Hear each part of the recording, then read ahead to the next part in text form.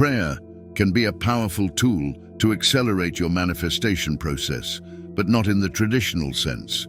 When we think of prayer, we often associate it with making requests to God for assistance or forgiveness.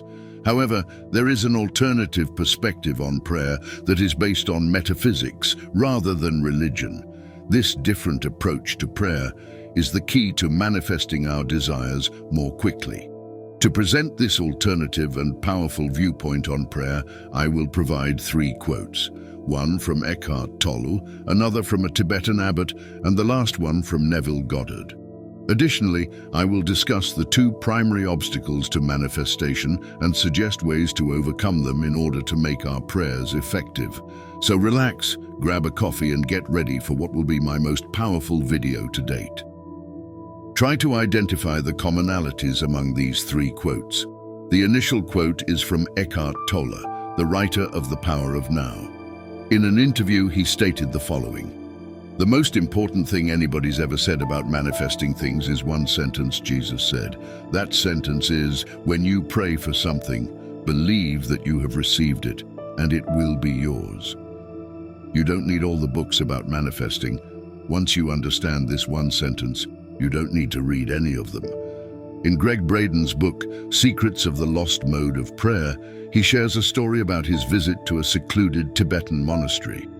While observing the monks' prayers and chants, he approached the abbot and inquired about their purpose.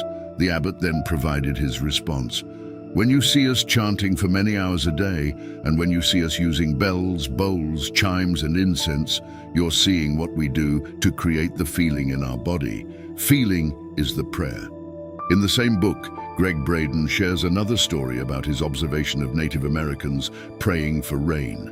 According to the Native American elder, when they pray for rain, they vividly imagine the rain using all their senses. They imagine the sound and smell of the rain, how it feels on their skin, and the joy they feel when the much-needed showers finally arrive after a long period of drought. The third and last quote is from the great Neville Goddard's book, Feeling is the Secret. To impress the subconscious with the desirable state, you must assume the feeling that would be yours had you already realized your wish. Prayer is the art of assuming the feeling of being and having that which you want. As you can see, in many spiritual traditions and native cultures, it is mentioned that prayer is the art of manifesting by believing and feeling as if something already is. It implies that we must be a vibrational match through our thoughts and feelings for the things we wish to have before we can experience them in our physical reality. However, we usually face 2 main issues when trying to manifest something. 2 common obstacles we face are not being aware of our true desires and unconscious blocks such as fear, doubt, and limiting beliefs that hinder our belief in achieving what we want. Overcoming these obstacles requires identifying our true desires and addressing any unconscious blocks that may be holding us back. Daniel Raphael, a multi-millionaire manifestation coach and wizard, says that the most common thing people get wrong with manifestation is that they think they know what they want, but oftentimes it's programming. It's not really their true desires or what they need. Manifestation is about getting out of the way, surrendering to the higher vision, and humbling yourself to receive what's in your highest good. And what's in your highest good is in the highest good of everyone. He claims that many individuals struggle to distinguish between their true desires and the wants that stem from their egos or societal conditioning. Your true desires originate from your soul. They are your innate interests and the things that genuinely pique your curiosity. When you think about these desires, you feel alive, energized, and joyful. Your body experiences a sense of relaxation, openness, and expansiveness. These desires serve as indicators of your truth, leading you towards your dharma, purpose, or personal legend, as referred to by Paulo Coelho in The Alchemist. Your ego's desires stem from emotions of fear, inadequacy, and necessity, such as the necessity for validation, to feel deserving, or maybe even better than others. Jot down your desires on paper, then Delve deeper by asking yourself why 5 times to uncover the true motivations behind each desire. Now take a closer look at your reasons. Are they driven by a need to feel important, worthy, or superior to others?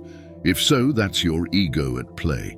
Or are they influenced by societal expectations and the beliefs instilled by your parents, indicated by the word should? That's conditioning. Alternatively, are your desires rooted in a sense of vitality, inspiration, and growth? If that's the case, then it's your heart guiding you. Now let's look at another element that blocks our prayers: unwanted subconscious programming. Bruce Lipton, the brilliant mind behind the groundbreaking discovery of epigenetics and the author of the renowned book, The Biology of Belief, once stated, "When you are struggling to accomplish, whether it's health or love or relationships or whatever it is, it represents a simple fact: your subconscious programming doesn't support that conclusion." It means that if your subconscious programming isn't congruent with what you want, your prayers may not work. Discover effective methods to eliminate those pesky blocks or programs by diving into the realms of shadow work and visualization.